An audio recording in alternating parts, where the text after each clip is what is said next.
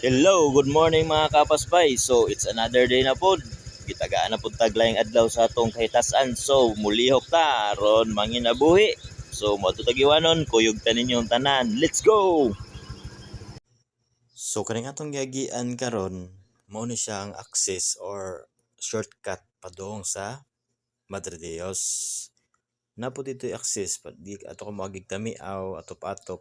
So, kini siya ang gawas ani niya adto sa may unahan sa Bantigi sa Don Bernardo Highway padong Madre Dios. So dire lang ta niagi kay para dili kayo ta malangay kay napamantay duty karon, so dili na shortcut lang ta padong Tagiwanon.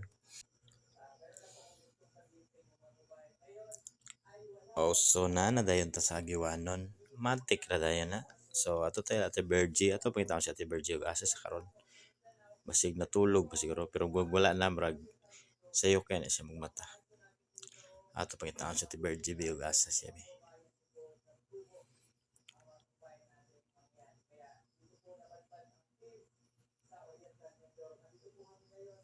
So karon na nata sa Giwanon.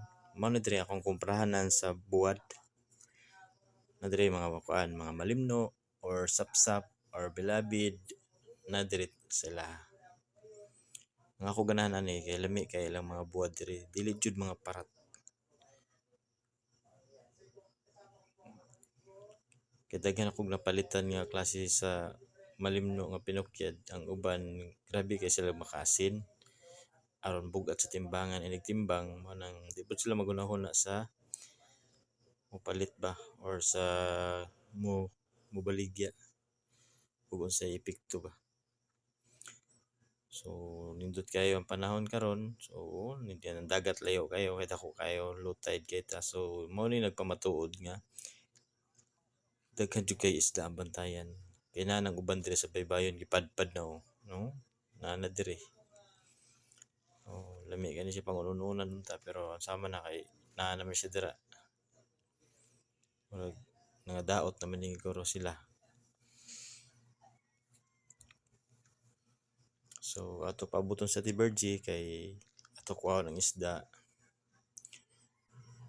Mao na ni ang malimno nga pinukyad. Tanawa di ba lami kayo? Tanawa. Sinaw kayo mo nang ihlanan nga wala jud siya asin kayo. Nay asin gamay ra.